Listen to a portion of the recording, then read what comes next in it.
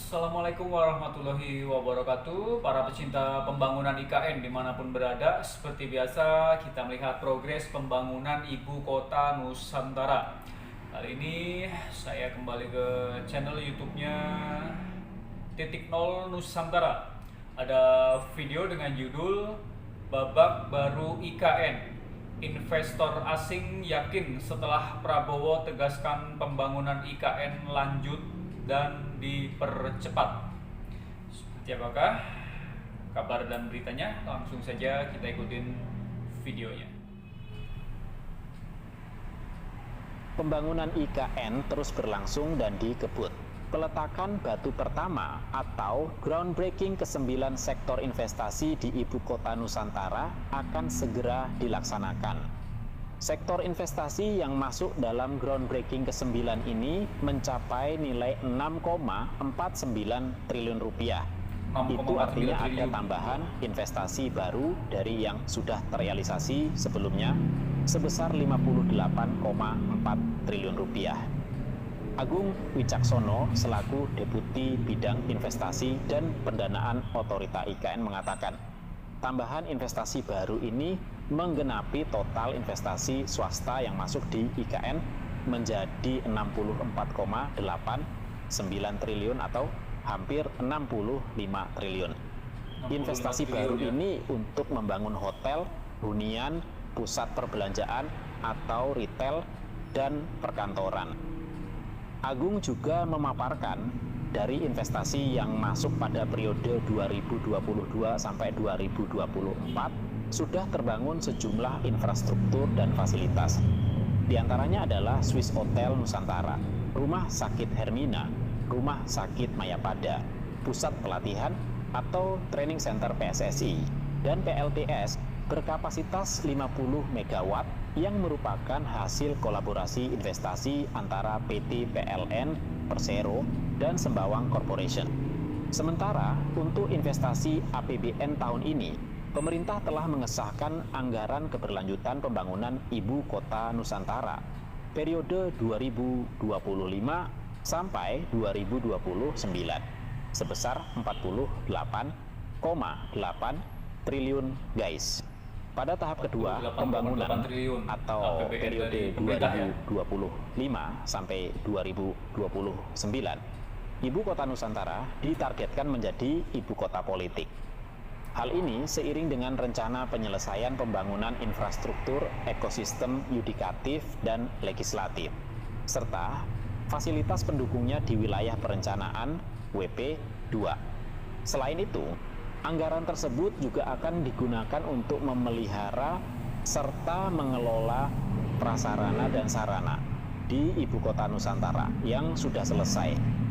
Selain investor dalam negeri, baru-baru ini investor asing Swedia berminat investasi transportasi kendaraan listrik di Ibu Kota Nusantara. Hal ini disampaikan Kepala Otorita IKN Pak Basuki Hadimuljono saat menerima kunjungan delegasi Parlemen Swedia di Galeri UMKM Ibu Kota Nusantara. Basuki mengungkapkan, Wakil Duta Besar Swedia Gustaf Dahlin akan kembali dengan membawa beberapa calon investor. Pak Basuki menjelaskan, kunjungan ini bertujuan untuk memperkuat hubungan bilateral antara Indonesia dan Swedia, serta melihat langsung perkembangan pembangunan Ibu Kota Nusantara. Mereka ingin melihat progres pembangunan IKN. Juga dikarenakan dengan perubahan pemerintah ini, mereka ingin memastikan apa benar IKN ini berjalan. Lanjut Pak Basuki. Bahkan dirinya menyebut Presiden Prabowo Subianto telah memberikan kepastian terkait kelanjutan proyek Ibu Kota Nusantara. Saya sudah koordinasi dengan Kementerian Sekretaris Negara menanyakan program di Ibu Kota Nusantara ini. Menurut Bapak Menteri Sekretaris Negara, Bapak Presiden sudah menyampaikan arahannya, yaitu diteruskan.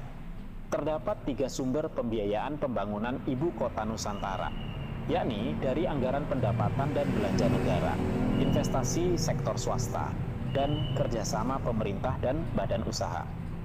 Kami sampaikan bahwa sekitar 58 triliun rupiah sudah ada dari investasi sektor swasta.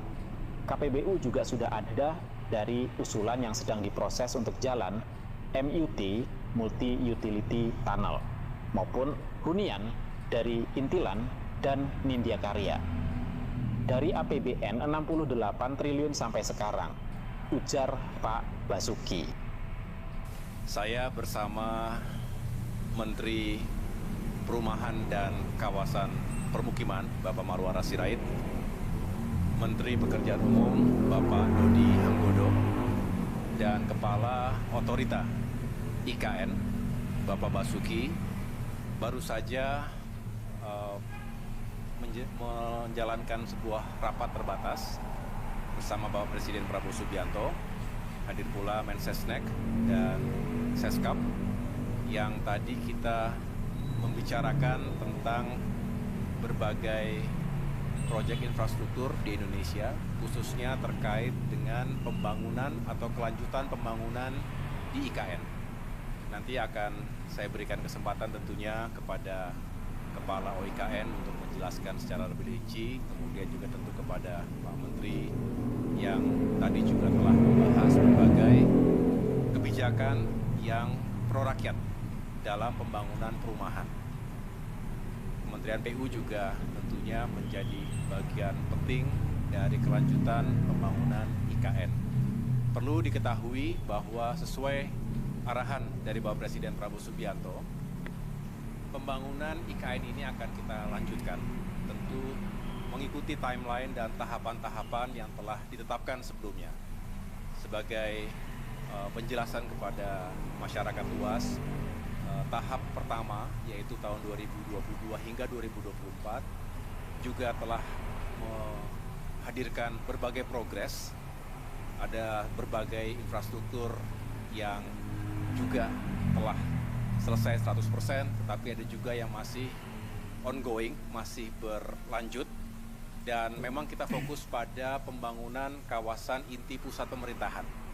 Di sini nanti kita berharap di tahap kedua 2025 hingga 2029, dan tadi Bapak Presiden Prabowo Subianto sudah menyampaikan dan menegaskan bahwa sudah di-approve anggaran untuk kelanjutan pembangunan IKN itu 48,8 triliun rupiah 48,8 tahun ke depan.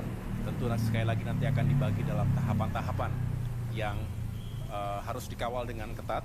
Yang jelas anggaran tersebut dipersiapkan, dialokasikan agar kami, khususnya OIKN, bisa menyelesaikan proyek pembangunan fasilitas atau gedung-gedung yang digunakan untuk parlemen, untuk legislatif, dan juga untuk yudikatif. Tentu dari rancang awal yang sudah dimiliki, kita akan lakukan review kembali, ada penyesuaian di sana-sini secara teknis, dan pada saatnya nanti kita sudah bisa melanjutkan pembangunan dan mudah-mudahan bisa mencapai sasaran dan target yang telah ditetapkan. Nanti setelah ini Pak Basuki bisa menjelaskan. Tentunya ada yang bersumber dari APBN, ada juga yang bersumber non-APBN. Inilah hadirnya kebersamaan, kerjasama yang baik antara pemerintah dengan badan usaha. Kita juga mengharapkan dunia swasta, pihak swasta ini bisa berkontribusi secara positif dan tentunya terintegrasi dengan baik. Ya, itu dia tadi kabar beritanya. Investor asing semakin yakin ya setelah Pak Prabowo menegaskan bahwa pembangunan IKN akan terus berlanjut. Jadi sekarang itu menginjak memasuki tahap kedua ya.